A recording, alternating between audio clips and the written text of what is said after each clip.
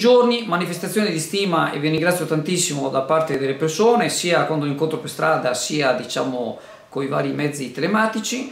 I ringraziamenti sono per il lavoro che facciamo di informazione, vi ringrazio veramente tanto. Se volete sostenerci in maniera ancora più puntuale, vi ricordo che è molto importante per noi l'iscrizione al canale. Come potete vedere dalle immagini, basta cliccare sulla campanellina, ed è importante anche il like o l'unlike, quello di YouTube, perché fa alzare l'algoritmo e ci fa aumentare la penetrazione del nostro canale. Quindi vi ringrazio, ciao e buona continuazione di settimana. Ancora una volta, ed è la terza da ottobre, il sistema MOSE ha salvato la città della laguna di Venezia, compresa Chioggia, dalla marea eccezionale che ha infuriato questa mattina, complice il forte vento di Bora. Le paratoie alzate già fra le ore 4 e le 6 della scorsa notte hanno confermato la validità dell'impianto, tenendo asciutti i centri storici. Il picco alla diga sud di Sottomarina è stato raggiunto tra le 9.30 e le 9.45 con 131 cm sul livello medio del mare, mentre alla rilevazione di Vigo il top è arrivato dalle 11.40 a mezzogiorno con 110 cm. Sollevato anche il Baby Mose, nonostante qualche rivolo d'acqua lambito la riva di fondamenta Mario Merlin, adiacente al pontile della linea 11. A Venezia il massimo livello dell'acqua è stato raggiunto alle ore 12.50 con 74 cm alla dogana, nei pressi della Chiesa della Salute.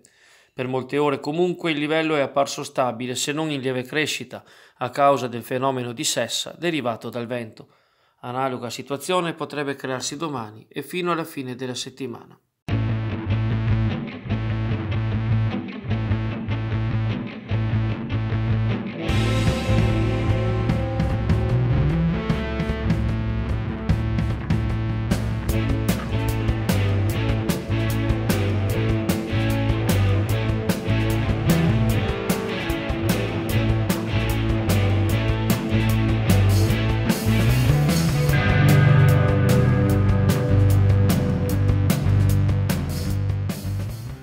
Si sono svolte stamani alle 10 nella cattedrale di Santa Maria Assunta a Chioggia le esequie di Sergio De Antoni, il 59enne presidente della cooperativa Mare Azzurro, stroncato dal Covid la sera di venerdì 27 novembre.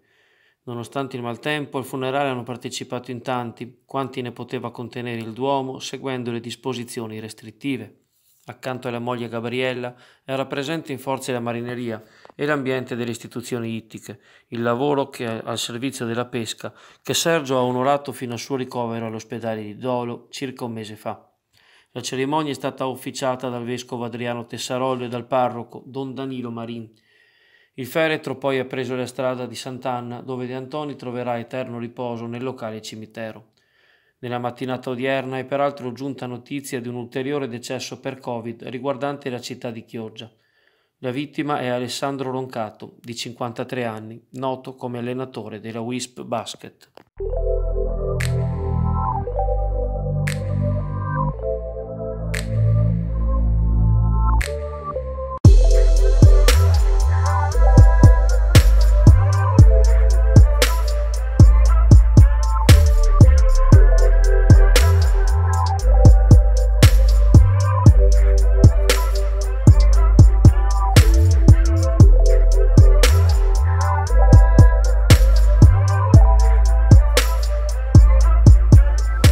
Allora, passavo qua per il bellissimo negozio che c'è della Fish & Beer, che oltre ad avere veramente prodotti di altissima qualità, c'ha anche cose sempre nuove. Io mi sono veramente stupito di questo sale marino. Siccome sapete che noi vecchietti dobbiamo stare attenti all'alimentazione, e questo è un sale iposodico, 75% di sodio in meno, ed è liquido, quindi comodissimo.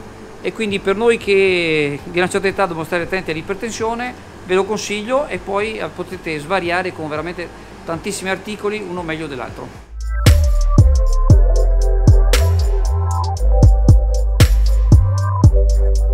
Una settimana fa, mercoledì 25 novembre, l'amministrazione comunale, nelle persone dell'assessora ai lavori pubblici Alessandra Penzo e dei tecnici del settore urbanistica, ha incontrato una delegazione dei residenti in via Francesco Corner a Brondolo, strada interessata da una espansione con appartamenti e servizi che ne mettono a dura prova la già precaria viabilità.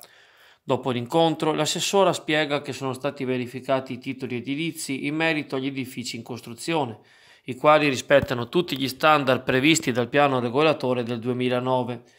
La situazione che si è venuta a creare, afferma Alessandra Penzo, non dipende da noi, ma faremo il possibile per venire incontro alle esigenze dei cittadini. Stiamo ragionando, dice l'assessora, in merito a queste ultime e ci siamo resi disponibili a verificare la possibilità di adeguare la segnaletica orizzontale e verticale ed eventualmente a predisporre una viabilità alternativa. Quella attuale, peraltro, potrebbe risultare migliorata dal prossimo sviluppo dei comparti adiacenti. Per questo, conclude Penzo, chiederemo la collaborazione dei tecnici interessati alla pianificazione, al fine di progettare un sistema viario compatibile con questi e altri lotti, che sono o potrebbero essere interessati da titoli edilizi legittimati dal piano regolatore vigente. Dal canto loro, gli abitanti della zona valutano in maniera interlocutoria l'incontro. Ci vorranno almeno 2 o 3 anni per lo sviluppo degli altri comparti, affermano, e risulta strano che l'ente non voglia intanto sistemare la viabilità connessa a via Cicogna. Non possiamo accontentarci della promessa relativa alla collocazione dei segnali di moderazione della velocità e delle strisce per i parcheggi.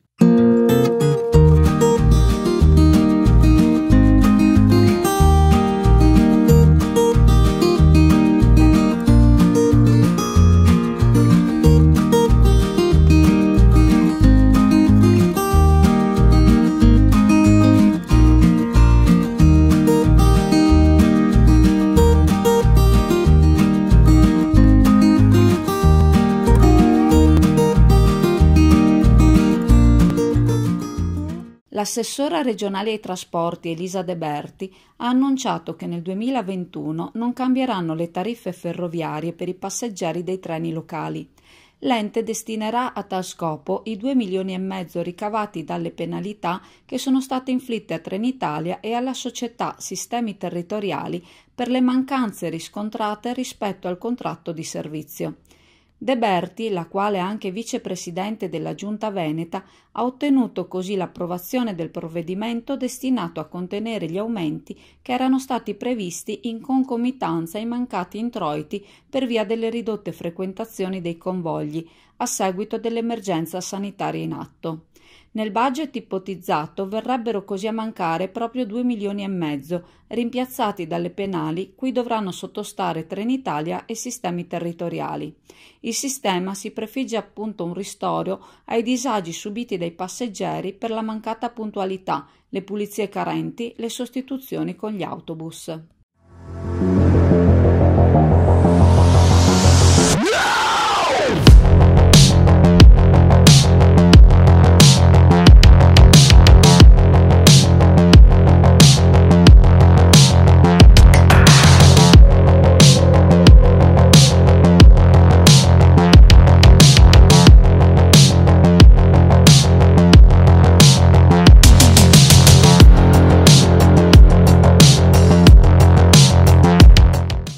I pescatori di vongole nel mare Adriatico possono tirare un sospiro di sollievo. In seguito alla mancanza di obiezioni in Commissione Pesca, infatti, il Parlamento europeo ha di fatto dato il via libera all'atto delegato che concede alle marinerie italiane di pescare questi bivalvi anche di 22 mm, al di sotto quindi della taglia minima europea.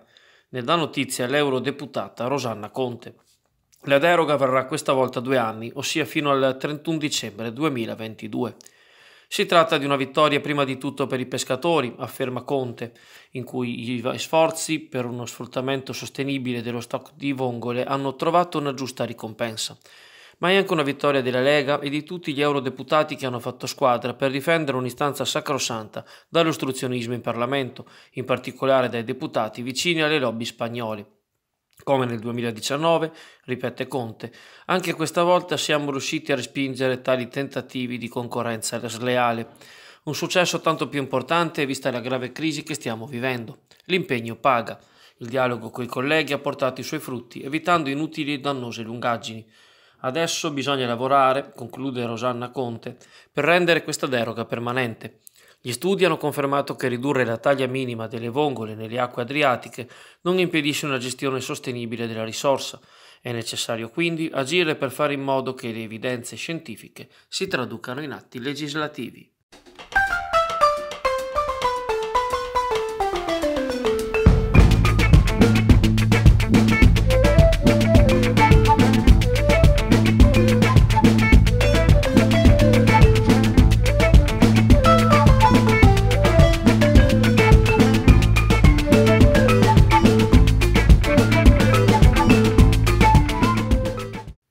continuano furti e atti vandalici diffusi a Venezia.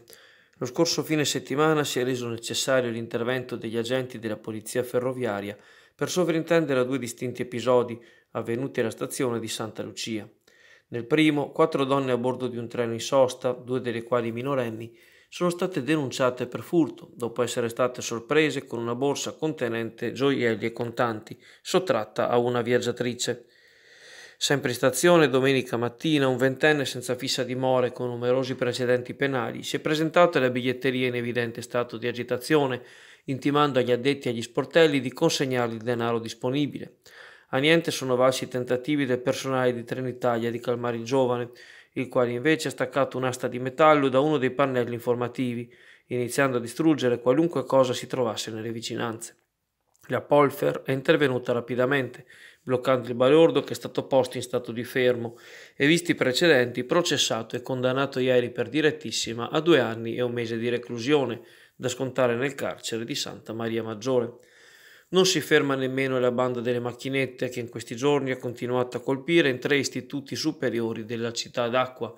I plessi del Marco Polo, del Fermi e del Corner vicino agli Algarotti sono infatti stati oggetto di effrazioni e furti, simili nel modus operandi nella magra refurtiva, ricavata dallo scassinamento di alcune macchinette per la distribuzione di snack e bibite. Sono segnali di imbarbarimento della vita civile in città, commenta con amarezza il consigliere comunale della lista Terra e Acqua, Marco Gasparinetti, visto anche il proliferare di furti di barche e nelle barche a Venezia come a Mestre.